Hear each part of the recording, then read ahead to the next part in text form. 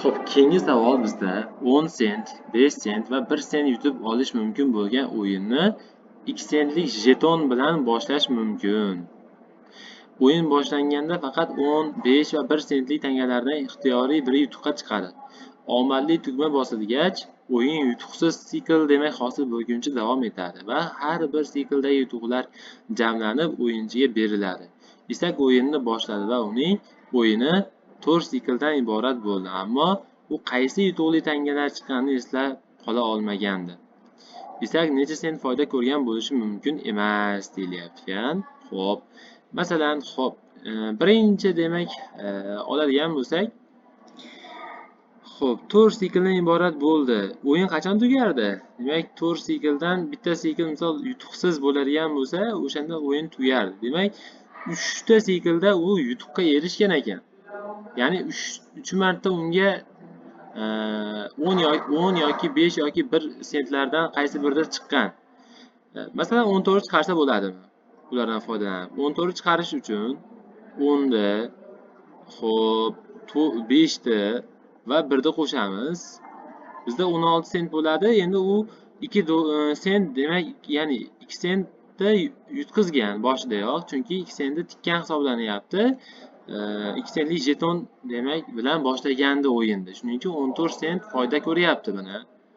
Bu bo'lishi mumkin ekan. Bizga bo'lishi mumkin emas deb so'rayapti. Endi 9 ni qanday chiqaramiz desak, yoki hamma javobga 2 qo'shib olsak ham bo'laveradi. 2 qo'shib olsak bu 11 sent chiqarish kerak. 2 qo'shib olsak 20 sent chiqaralsak demak bu bo'ladi, bo'lishi mumkin. Yoki 11 ga 2 ni qo'shib olsak 13 sent chiqarishimiz kerak. 1 ga 2 ni qo'shsak 3 sent chiqarish kerak. Eng oson chiqarish. Uchovi siklda ham demak, uchovi demak yutuqli sikllarda har birida 1 tushgan bo'lsa, 3 sent ham chiqarsa bo'ladi.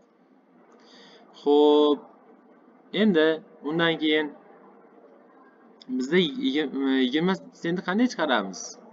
Bitta 10, bitta 10, xo'p, bitta 5 va yana bitta 5. Demak, 10 qo'shuv 5 qo'shuv 5, ya'ni bitta 10, ikkita 5 bilan demak 20 sentni ham hosil qilsak bo'ladi.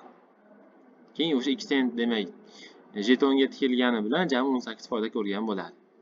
11 ni qanday chiqaramiz? 11 ni chiqarish uchun 2 marta 5 tushiramiz. 5 sentlikdan 2 marta tushiramiz va 1 sentlikdan bitta tushiramiz.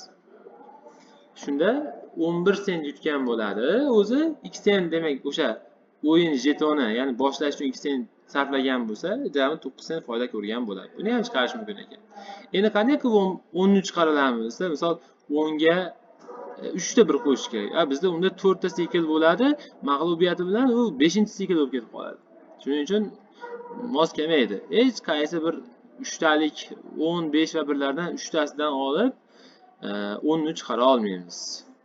Shuning uchun qaysi bir bo'lishi mumkin emas desa, demak to'g'ri javob D bo'lar ekan.